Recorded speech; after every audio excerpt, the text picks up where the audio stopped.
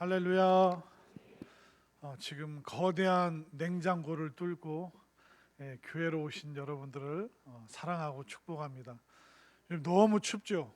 저도 너무 추워가지고 사실 참고 참다가 어쩔 수 없이 내복을 꺼내 입었습니다. 여러분들도 지금 진짜 너무 추우니까 좀 내복도 입으시고 모자 잘 쓰셨어요. 모자도 쓰고 뭐도 끼면 좋을까요? 장갑도 끼시고, 또 얼굴이 시려우니까 뭐 하면 좋을까요? 마스크 아니면 복면 있잖아요. 이렇게 눈만 나와 있는 거, 그런 것도 쓰셔서 정말 꽁꽁 싸매고 다니시는 게 좋습니다.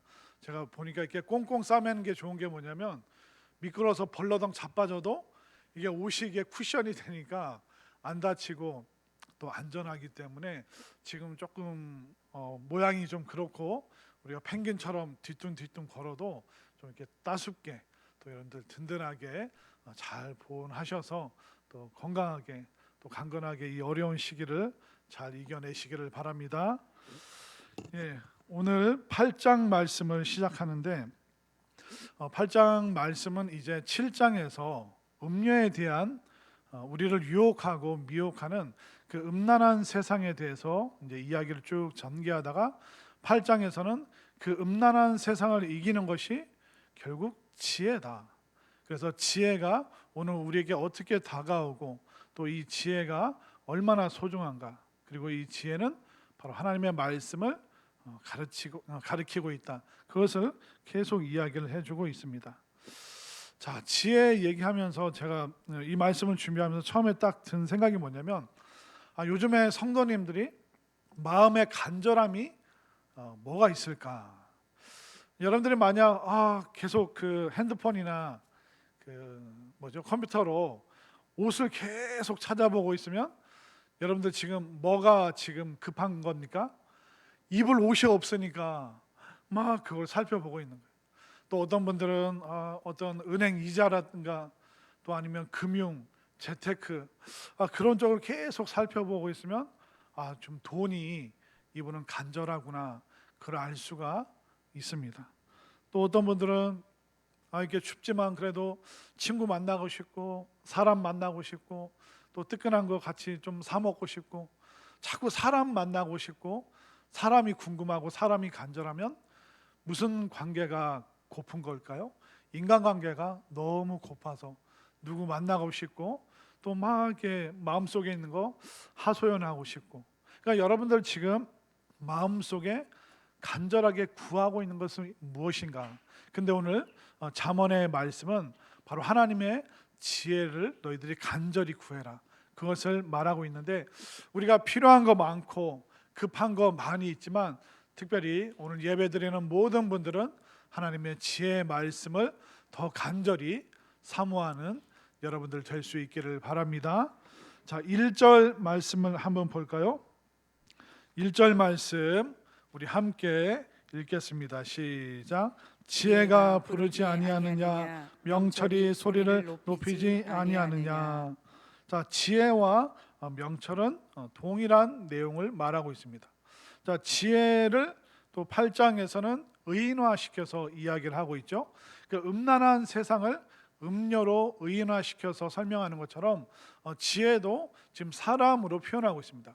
그 말은 뭐냐면 지혜와 지식은 멀리 객관적으로 동떨어져 있는 것이 아니라 우리가 마치 사람처럼 어떤 인간관계를 맺고 인격적인 교류를 맺을 수 있는 것이 바로 하나님의 지혜다. 그래서 잠언에서는 지혜와 명철 또 지식의 근본을 의인화시켜서 그처럼 하나님께서는 우리와 함께 그 지혜를 나누고 싶어 하신다는 것을 우리가 알 수가 있습니다. 그런데 이 지혜는 가만히 있는 것이 아니라, 멈춰 있는 것이 아니라, 책 안에 가둬져 있는 것이 아니라 막 외친다고 말합니다. 야, 이리 와라. 여기 있다. 여기 지혜가 있고 여기 명철이 있고 여기 너희들을 살리는 그 모든 지식이 여기에 있다. 그러니까 지혜라는 것은 멈춰 있는 것이 아니라 끊임없이 우리를 찾고 우리를 부르고, 이 지혜는 모든 사람들이 듣고 알 수 있도록 지금 우리에게 다가오고 있다라고 말하는 것이죠. 때로는 우리가 신앙생활을 하다가 가끔 하나님 앞에 억하심정을 토로할 때가 있죠. 하나님, 왜 내가 그런 실수를 하게 내버려 두셨냐요? 왜 내가 그런 음란한 세상에 빠지게 나를 방치하셨나요? 그때 하나님 어디 계셨습니까? 우리가 그렇게 핑계할 때가 있습니다. 근데 7장 말씀만 보면 온 세상이 악한 것 같지만 오늘 8장 말씀 보니까 어떻습니까? 이 세상은 모든 게 다 섞여 있는 거예요. 그런 음란한 유혹도 있지만 바로 하나님의 지혜, 하나님의 복음, 하나님의 은혜가 계속 우리를 부르고 있기 때문에 하나님, 그때 왜 나 버리셨어요? 그렇게 우리가 감히 핑계 댈 수 없다라는 것을 오늘 말씀을 통해 알 수가 있습니다.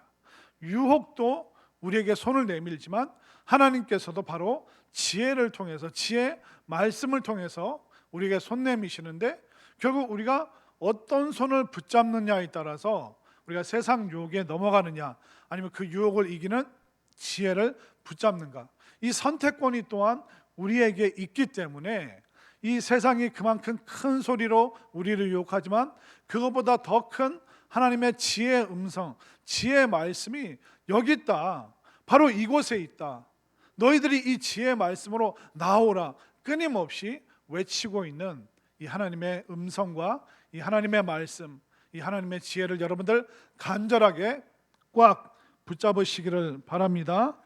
또 우리 2절 말씀을 한번 볼까요? 자, 2절과 3절, 2절을 제가 3절을 여러분들이 읽겠습니다. 그가 길가의 높은 곳과 내거리에 서며 성문 곁과 문 어기와 여러 출입하는 문에서 불러 이르되. 자, 1절에서는 소리를 높여서 막 외칩니다. 그뿐만 아니라 그 지혜가 있는 장소가 있는데 길가의 높은 곳, 그러니까 가장 꼭대기. 지금 우리도 여러 가지 빌딩, 높은 건물, 또 어디 우리가 상징적으로 알 수 있는 그런 장소들이 있죠. 어떤 권사님들은 가끔 그런 얘기를 하시더라고요. 거기 동양백화점 앞에서 만나기로 했다고. 그래서 제가 대전에 있는 그 지도를 펴놓고 동양백화점을 검색했는데 안 나와요. 백화점은 롯데백화점, 갤러리아 백화점, 또 요즘에 뭐죠? 신세계백화점. 그 세 개밖에 없어요. 동양백화점 찾아봤는데 제가 지금 8년째 못 찾고 있습니다. 도대체 동양백화점이 어디에 있는 백화점입니까? 어디예요 그게? 어디요? NC요? 그럼 NC백화점이라고 해야지 왜 동양백화점이라고 그래가지고 사람 헷갈리게 지금. 우리가 그 옛날 그 몇십 년 전이죠. 아마 그때 젊은 시절에 우리 권사님들이 막 이렇게 이 선화동 막 이쪽을 막 대흥동을 주름 잡던 그 시절에 가장 사람들이 기억하기 쉬운 건물, 그리고 사람들 제일 흔히 만날 수 있는 그 장소. 그때는 핸드폰이나 삐삐가 없으니까 뭐라 그랬을까요? 무슨 백화점 앞에서 2시에 만나? 동양백화점 앞에서. 지금은 NC백화점으로 바꿨다고 합니다. 그렇기 때문에 그때 이제 우리가 말할 수 있는, 아마 그 당시 대형동에서 가장 높고 번듯한 건물이 아니었을까. 그런데 지혜가 바로 동양백화점 그 꼭대기에서 지혜가 여기 있다, 구원이 여기 있다, 지식이 여기 있다, 그처럼 모든 사람들이 주목하고 알 수 있는 장소에서 하나님의 지혜는 끊임없이 우리를 부르고 있다라고 오늘 성경이 말하고 있습니다. 그러니까 꼭대기, 가장 높은 건물에서 지혜가 외치고 있습니다.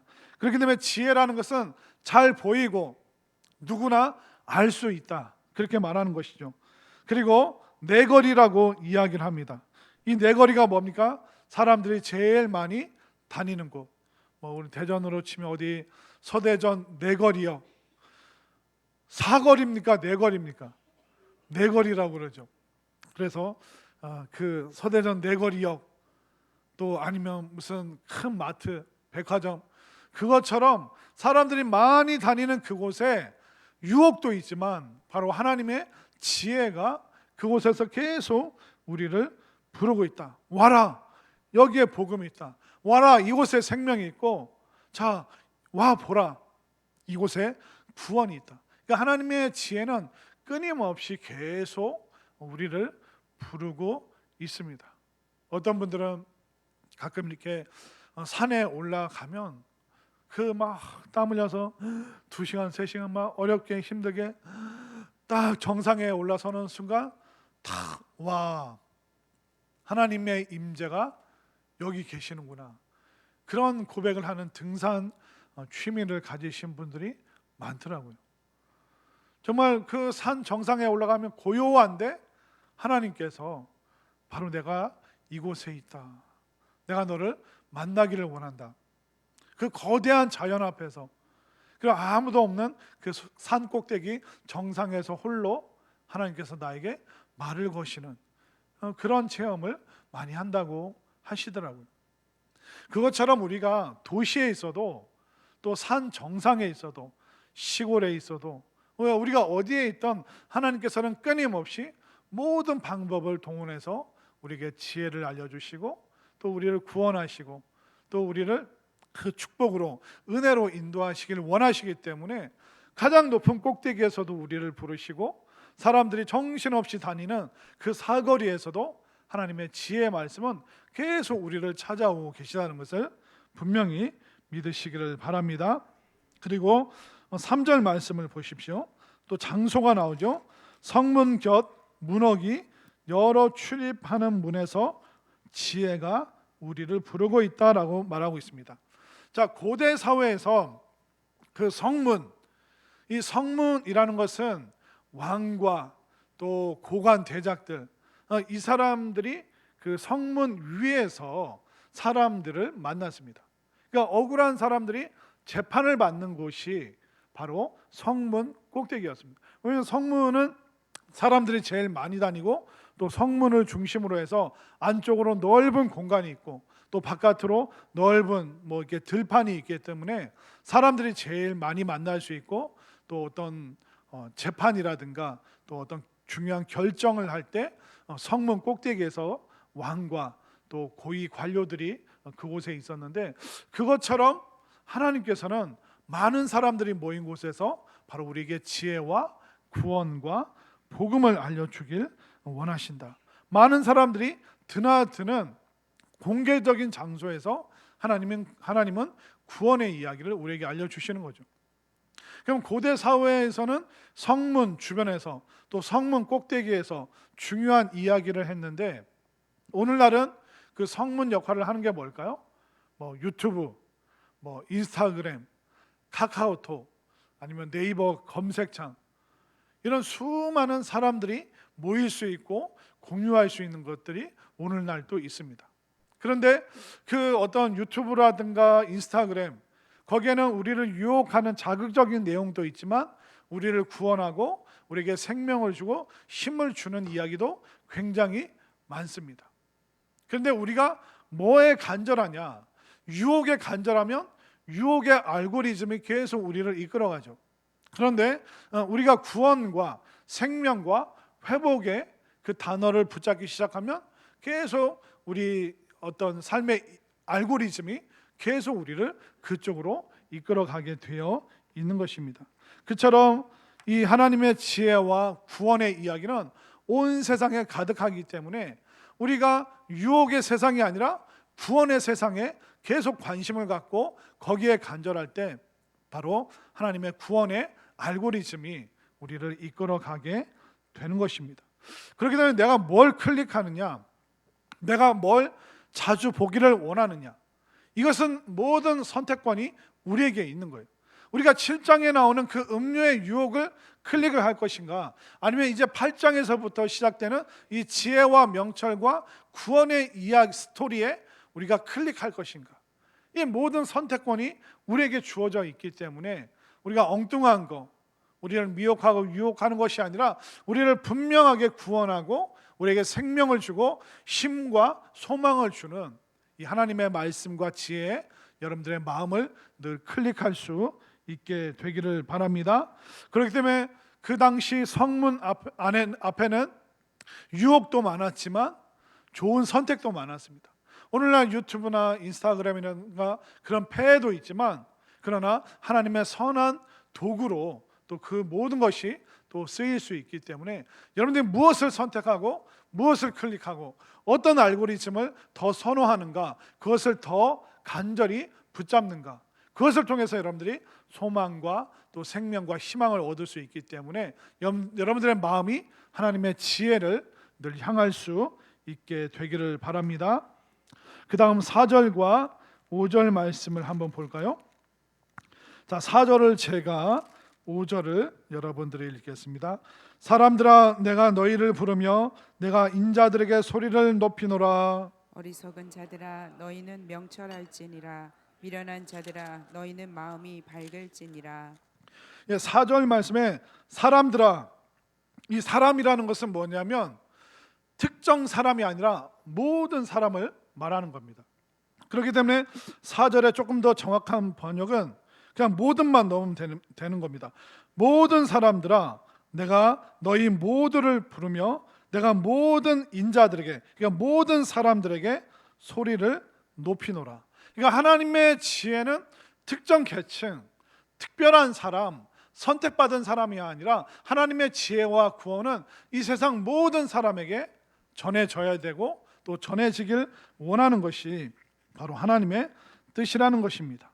그렇기 때문에 하나님의 지혜는 모든 사람들을 대상으로 삼고 있는 거예요.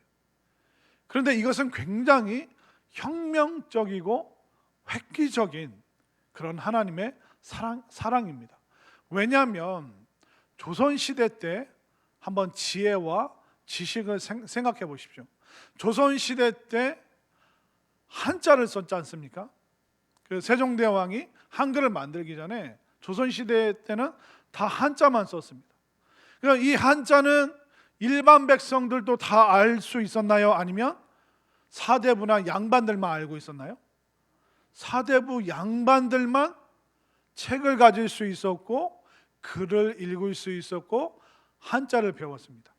그렇기 때문에 조선시대 때의 어려움이 뭐였냐면 말은 지금 우리처럼 하는데 모든 문서와 문자와 활자는 한자를 쓰는 거예요. 이해가 되시죠? 지금 저 따라오고 계시죠? 그러니까 일반 백성들은 그냥 말을 하는 거예요. 근데 활자나 문자 여기에 접근할 수 있는 것은 농사 안 해도 되고 노동 안 해도 되고 시간을 많이 낼 수 있는 양반들에게만 지혜와 지식에 접근할 수 있는 그 혜택이 주어졌습니다. 심지어 이 성경이요 1400년대까지는 헬라어에서 라틴어로 번역돼서 1400년대까지는 일반 성도들이 성경을 읽을 수가 없었습니다. 왜냐하면 어린 시절부터 히브리어, 헬라어, 라틴어 교육을 받은 선택된 수도사들, 그 사람들만 이 성경을 라틴어로 읽을 수가 있었습니다. 만약 지금 우리가 한국 사람들이, 대한민국이 이제 성경을 영어로만 보고 설교를 영어로만 하면 여기 사실 알아들을 사람이 몇 명이나 있겠습니까? 나 영어 좀 잘한다. 지금 한 명밖에 손 못 들었잖아요. 아무도 지금 손 들고 있는 사람이 없잖아요. 그런 방식으로 약 1000년 동안 중세 사회가 성도들이 문자, 성경을 라틴어로 접근하지 못하도록, 왜냐하면 어떤 권한과 권위를 본인들이 부여받기 위해서 이 하나님 앞에 오는 것을, 말씀 앞에 오는 것을 굉장히 어렵게 만들어 버렸습니다. 그러니까 고대 사회에서 지혜와 지식에 접근할 수 있는 사람은 모든 사람이 아니었어요. 특별한 혜택만 받은 사람, 특별한 계층, 특수한 사람들만 지혜와 지식에 접근할 수 있었어요. 그러나 하나님의 마음은 뭡니까? 모든 사람, 세상 모든 사람들이 바로 하나님의 구원과 하나님의 지혜 앞에 나오는 것, 그것을 기뻐하는 것이 바로 하나님의 뜻인 줄 믿으시기를 바랍니다. 그렇기 때문에 하나님께서는 특별한 사람들만 생명을 얻고 구원을 받고 은혜를 아는 것이 아니라 모든 사람들이 구원받고 생명과 소망과 그 풍성함 가운데 살아가길 원하시기 때문에 모든 고대 사회는 지혜와 지식이 백성들에게 단절되어 있었지만 하나님의 뜻은 온 세상 사람들, 이미 하나님께서는 과거 고대 사람들의 그 모든 생각을 뛰어넘는 혁명적인 모든 백성들이 동일하게 하나님의 그 구원의 지혜 앞에 오길 원하시는 이 하나님의 마음, 이 하나님의 사랑을 여러분들이 깨달을 수 있게 되기를 바랍니다. 심지어 모든 사람이라 그러는데 심지어 5절을 보십시오. 어리석은 자들아 너희는 명철할지니라, 미련한 자들아 너희는 마음이 밝을지니라. 그러니까 어리석고 미련한 사람들에게도 하나님의 지혜와 구원과 생명의 소망의 이야기가 전달되기를 원하시는 하나님의 마음이 바로 여기에 담겨 있는 것입니다. 우리는 사실 어리석은 사람, 미련한 사람, 야 그것도 못해? 채 못해. 우리는 혼내고 야단치고 가까이 하지를 않습니다. 그러나 하나님께서는 어리석은 사람, 미련한 사람, 좀 부족하고 좀 철들지 못한 그 모든 사람도 하나님께서는 구원하기를 원하시는 것이죠. 제가 그 평택에서 어린 시절 보낼 때 그 어머니랑 저희 집에 와서 이제 구역 예배를 드릴 때는 형이랑 저도 같이 이제 어머니 뒤에서 이렇게 앉아가지고 이제 구역 예배를 드렸는데 그 어린 시절에 조금 이게 궁금했던 게 어떤 할머니 권사님이 계셨는데 이분은 성경이랑 찬송을 안 들고 오세요. 그리고 다 함께 찬송 부르겠습니다 하면 찬송가를 펴는데 이분은 그냥 눈 감고 그냥 따라서 흥얼흥얼 하셔요. 다 함께 성경 보겠습니다. 잠언 8장 1절부터 9절 보겠습니다. 그러면 이 할머니 권사님 눈 감고 계셔요. 그건 참 이상했어요. 그 성경이나 찬송을 살 돈이 없으신가 보다. 그런데 나중에 어머니한테 물어봤더니 어머니가 살짝 얘기를 하시는데 그 할머니 권사님 사실 글을 못 읽으셔. 그래서 그냥 듣는 걸로 은혜를 받으시는 거야. 저한테 그렇게 얘기를 하시더라고요. 그러니까 저 어릴 때만 해도 글을 모르시는 어른들이 상당히 많이 있었습니다. 그런데 하나님의 구원은 어떨까요? 글을 몰라도 하나님의 구원과 지혜 받아들일 수 있을까요? 네, 얼마든지 받아들일 수 있습니다. 심지어 앞을 못 보고 글자를 못 읽어도 믿음은 들음에서 나기 때문에 그 하나님의 지혜의 말씀, 구원의 말씀을 우리가 계속 들으면 문자를 몰라도 활자를 몰라도 이런 방식으로까지라도 하나님께서는 모든 사람들이 구원받기를 원하시기 때문에 우리가 담대하게 전도하고 사람들에게 말하고 이야기하고 또 네팔 사람들처럼 언어가 달라도 이 하나님의 구원의 지혜는 반드시 모든 사람에게 전달된다는 것을 분명히 믿으시기를 바랍니다. 그런데 더 아이러니한 게 뭘까요? 글자를 잘 알고 과학을 알고 박사학위도 있고 오히려 그런 분들은 믿음의 세계에 발을 들이지 못하는 분들도 있습니다. 까막눈, 글씨를 몰라요, 못 읽어요. 근데 그런 분들은 구원받아서 감격하고 하나님 은혜 감사합니다. 근데 세상 모든 것을 알고 있는 박사님 같은 분들이 오히려 이 지혜의 구원으로 오지 못하는 이런 아이러니한 모습을 보면서 우리는 하나님 앞에서, 하나님 말씀 앞에서 무조건 겸손해야 되는구나. 내가 어리석고 부족해도 하나님 앞에 나오면 하나님께서 나를 구원하시고, 또 내가 박사학위가 있고 내가 뭘 많이 안다고 하지만 나는 모르는 게 더 많기 때문에 나는 하나님의 말씀 앞에서 살아야 된다. 늘 이런 결단이, 이 겸손한 결단이 우리 모두에게 있게 되기를 바랍니다. 자, 그리고 우리가 그 다음 말씀 6절과 7절로 가보겠습니다. 자, 6절 말씀을 제가 7절을 여러분들이 읽겠습니다. 너희는 들을지어다 내가 가장 선한 것을 말하리라. 내 입술을 열어 정직을 내리라. 내 입은 진리를 말하며 내 입술은 악을 미워하느니라. 자, 6절 말씀을 보면 너희는 들을지어다. 자, 우리가 이 지혜 말씀을 듣게 되죠. 내가 가장 선한 것을 말하리라. 여기 선하다는 이 원어를 찾아가 보니까 아주 실용적이다라는 뜻이 있습니다. 너희는 들을지어다 내가 가장 실용적인 것을 너희에게 말해주겠다라고 말씀하고 있습니다. 그러니까 하나님의 말씀은 뜬구름 잡는 게 아니에요. 우리가 인생을 어떻게 살아야 되고 천국이 어떻게 존재하고 있으며 우리 인생을 어디서 와서 어디로 가는지 이 모든 실제적이고 실용적인 얘기를 해주시는데 우리가 이 말씀을 통해서 인간관계도 잘 정리가 되고 말씀을 통해서 자녀 양육을 어떻게 해야 되고 또 우리가 말씀을 통해서 사업을 어떻게 일고 가야 되고 그런 실용적인 실제적인 내용들 참 많이 있습니다. 근데 오늘 말씀에서 그 실용적이라는 게 뭐냐면 우리의 마음속에서 이 말씀이 실제적으로 작용이 되는데 우리 외부의 환경을 바꾸기 위한 그런 말씀도 주시지만 이 말씀이 어떻게 우리 마음속에서 실용적으로 작동하냐면 어떤 분이 너무 사는 게 힘들고 어렵고 신앙생활을 계속 가야 되나? 신앙생활을 포기할까?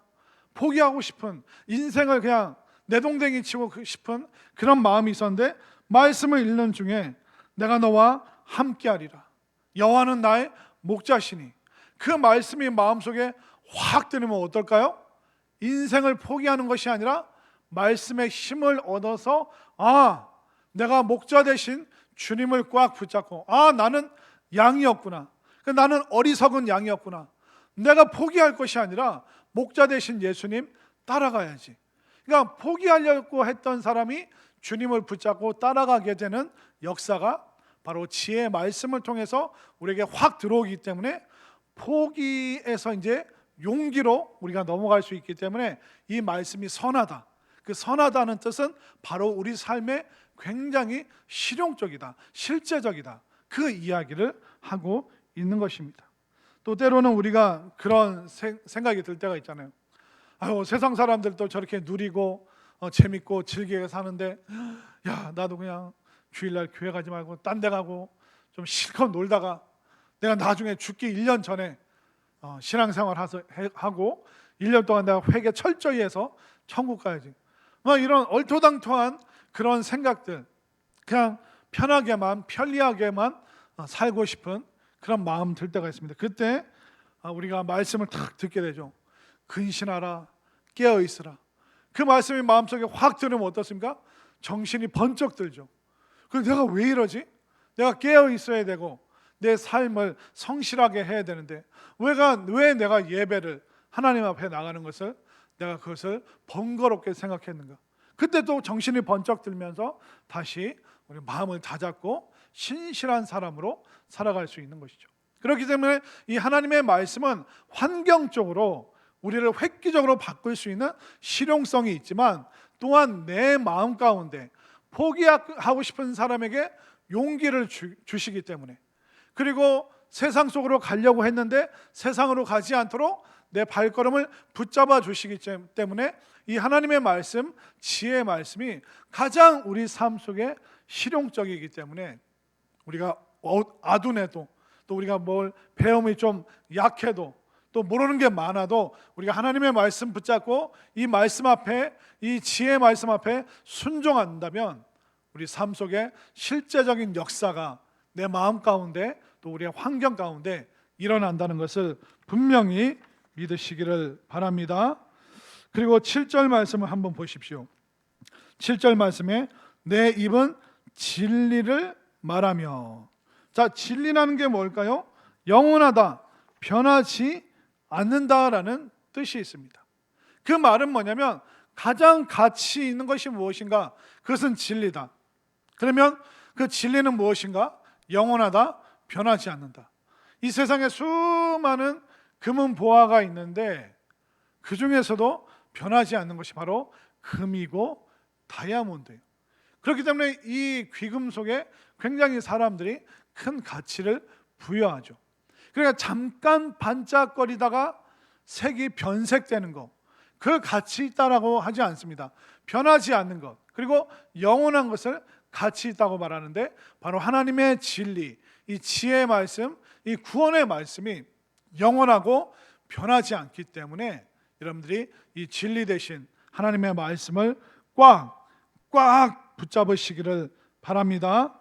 자, 8절 말씀으로 가보겠습니다. 자, 8절 말씀 함께 읽겠습니다. 시작. 내 입의 말은 다 의로운즉 그 가운데 굽은 것과 패역한 것이 없나니. 그러니까 하나님의 입에서 나오는 그 하나님의 지혜의 말씀은 다 의롭다라고 말하고 있습니다. 가끔 사람들이 그런 얘기를 합니다. 좀 시대상이 변하기 때문에 성경 속에서 현대적으로 필요한 구절이 있고 필요 없는 구절이 있는 것 같다.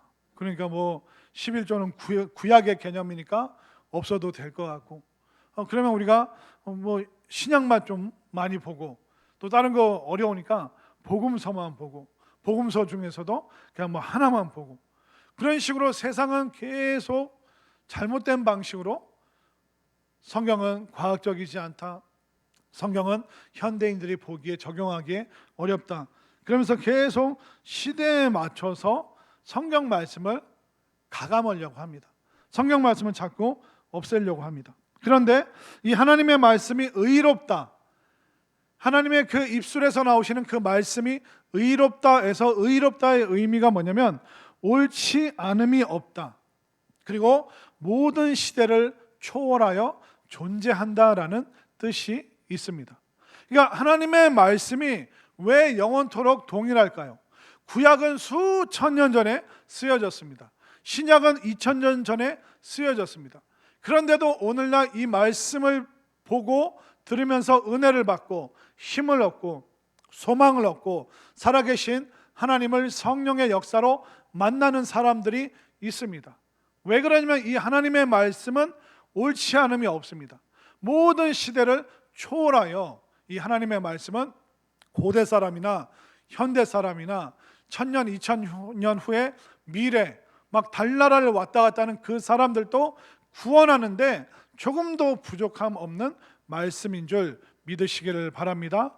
그러면 왜 성경 말씀은 모든 시대를 초월하여 옳고 진리가 되고 왜 의롭다라고 말할 수 있을까요? 그 이유는 뭐냐면 사람은 그 모습 그대로 태어나서 그 모습 그대로 죄인의 모습으로 살아가기 때문에, 미래 1000년, 2000년 후에 태어날 사람들은 죄성 없이 태어날까요? 죄를 가지고 태어나는 겁니다. 고대 사람들은 더 순수하고 의로웠을까요? 그렇지 않습니다. 의인은 없나니 하나도 없습니다. 예수님 말고는 의로운 사람이 없습니다. 오늘날 우리가 인터넷이나 그런 걸 보면 댓글이라는 건 막 달잖아요. 막 그 익명성 뒤에 숨어서 막 이렇게 좋지 않은 말들을 막 하잖아요. 근데 제가 이게 어떤 그 책 문헌을 보니까 1700년대 이제 그 조선 사회에 그 한글이 많이 보급되고 나서 그때 뭐 구운몽이라든가 사시남정기라든가 여러 가지 뭐 홍길동전 그런 것처럼 옛날에 재밌는 소설을 이제 한글말로 만들어내기 시작했습니다. 그러다 보니까 이제 그걸 막 이렇게 그 소설들을 필사를 해서 책을 빌려주는 그런 책방이 있었습니다. 조선시대 1700년대부터 책방이 있었는데 1700년대 그 소설책을 가지고 이제 연구를 했더니 그 소설책 뒤에 사람들이 막 조선시대 사람들이 글씨를 써놓은 거예요. 야, 이 책에 왜 이렇게 오타가 많냐? 그리고 책 빌려줬는데 왜 이렇게 비싸게 받냐?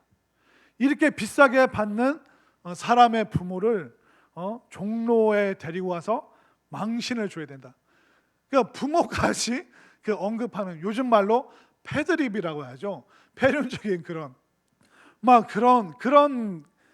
이야기들을, 그러니까 우리는 지금 무슨 얘기하고 싶으면 로그인을 해서 이렇게 하잖아요. 근데 조선시대 사람들 책을 읽다가 마음이 안 들면 어떻게 로그인을 해요? 막 먹을 가는 거예요. 먹 가는 게 로그인 하는 거예요. 그리고 이제 붓에 침 발라가지고 이제 까만 걸로 책값이 너무 대여료가 너무 비싸. 야, 너는 이게 왜 이렇게 오타가 많냐? 야, 니네 부모님 잘 계시냐? 막 그런 식으로 그 심지어 이집트의 그 어떤 석판, 토판이라고 하죠. 거기에 보면 그런 내용도 있습니다. 뭐 3, 4천 년 전에 그 토판에 뭐라고 써 있냐면, 요즘 젊은이들이 하는 걸 보니 말세가 왔구나. 말세구나.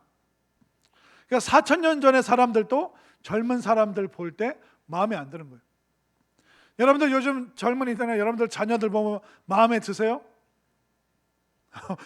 지금 아들들이랑 이렇게 오신 분들이 몇 분 계셔가지고 그 어머니들이 앞에만 보고 아무 이제 고개짓도 안 하고 계신데 잘하셨어요. 근데 지금 20대 젊은 분들이 40대 50대 되면 또 누가 마음에 안 들까요? 10대 20대가 마음에 안 드는 거예요. 야, 요즘 애들 하는 거 보니까 말세다, 말세. 그러니까 인간의 본성과 인간의 양심과 인간의 행동이라는 것은요, 과거나 지금이나 미래나 똑같다는 거예요.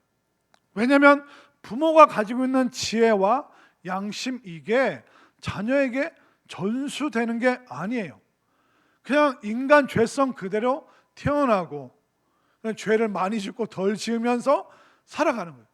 그러니까 모든 세대, 모든 시대가 다 죄인인 상태에서 그렇게 살아가기 때문에 이집트 시대 때 서로 보면서 마음에 안 들어하고, 조선 시대도 우리처럼 책에다 댓글을 막 달아서 사람 속을 뒤집어 놓는 그런 일들을 했고, 지금도 그렇고 앞으로도 그 방식은 다르겠지만 계속 그렇게 살아가는 거예요, 사람이.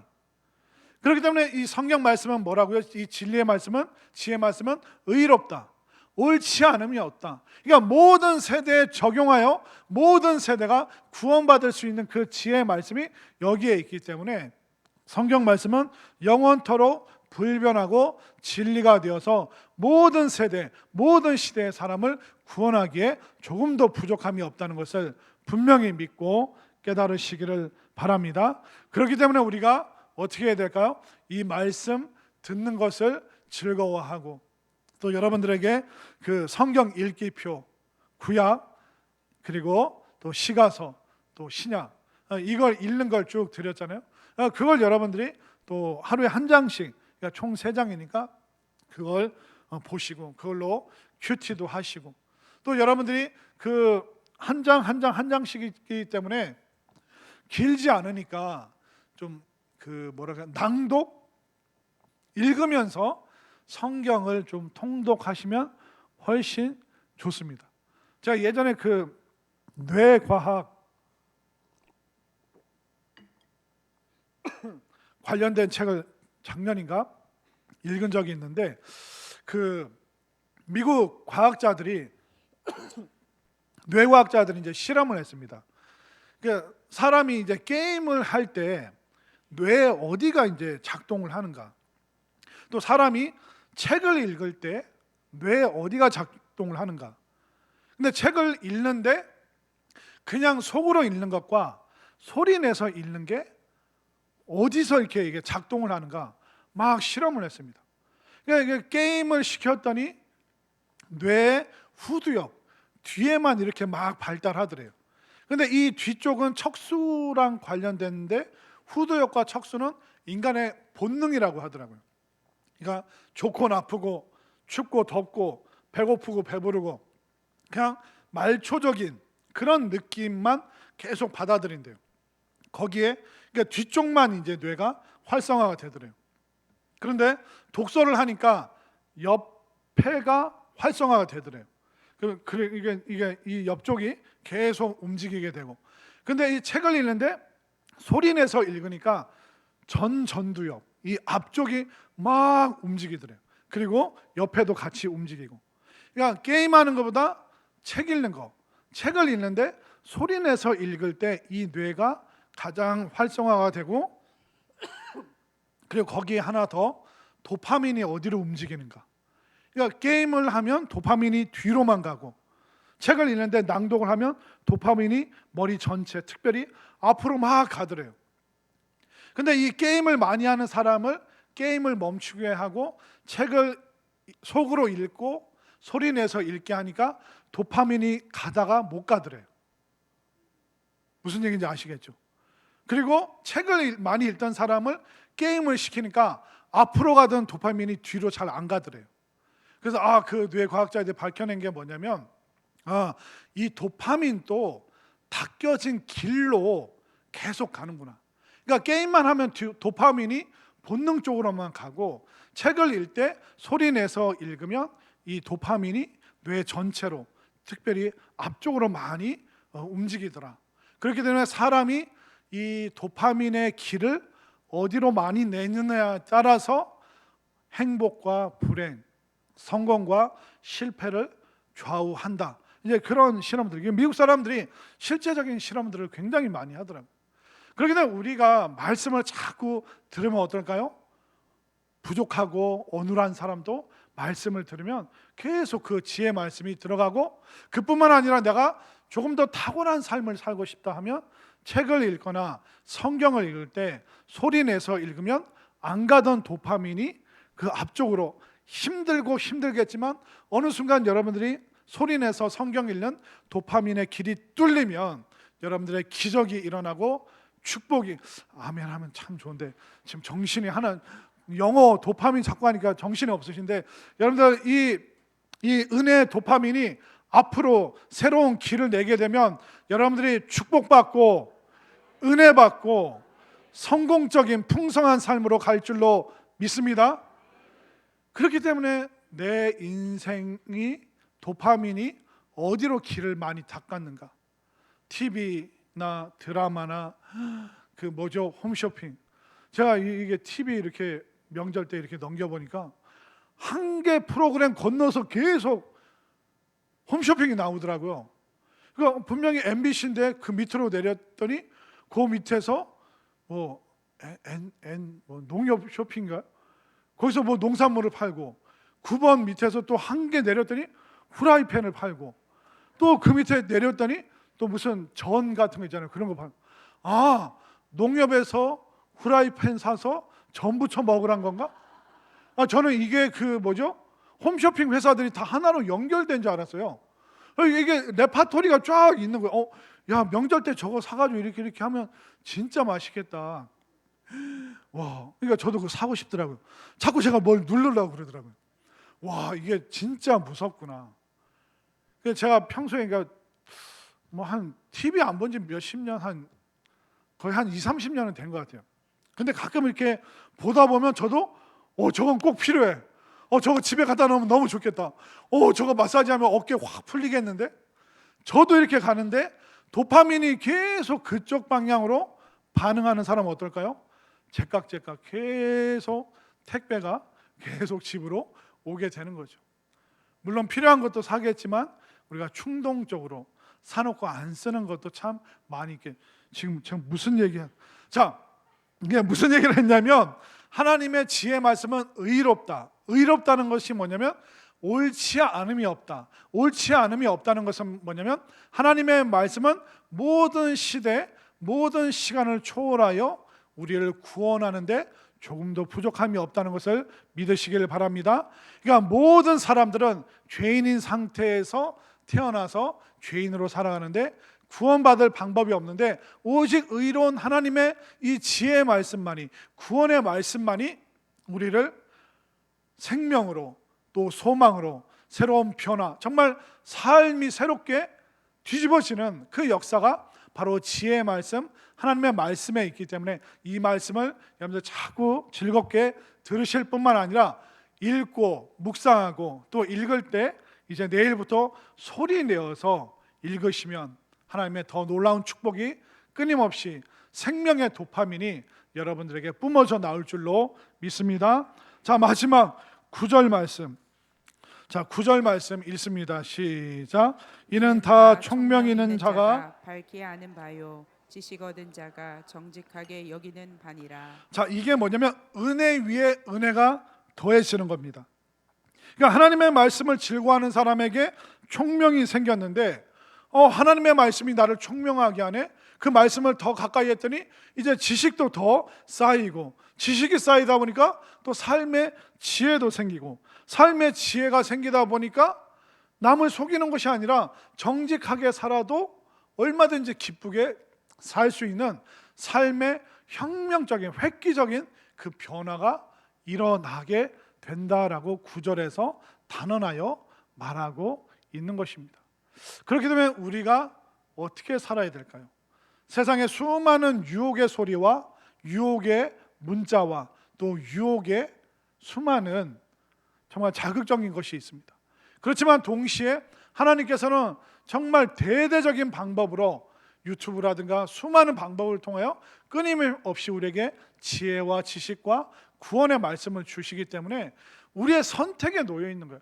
하나님 나한테 왜 그랬어요? 그것이 아니라 환경과 삶과 감정 그리고 모든 것을 바꿀 수 있는 것이 바로 하나님의 말씀의 그 능력이 있기 때문에 여러분들이 세상의 것에 간절하게 클릭하는 것이 아니라 바로 하나님의 말씀을 들을 수 있고 배울 수 있고 그 말씀을 통하여 지혜와 지식을 얻어낼 수 있는 그곳에 여러분들이 클릭하여 은혜 위에 은혜가 더해지는 지혜와 지식이 더 쌓임으로 말미암아 여러분들의 삶이 하나님의 말씀으로 풍성해지고 또 행복해지고 정말 거룩하고 능력 있는 도파민이 끊임없이 새로운 길을 닦아내는 여러분들의 삶이 될 수 있기를 간절히 소망합니다.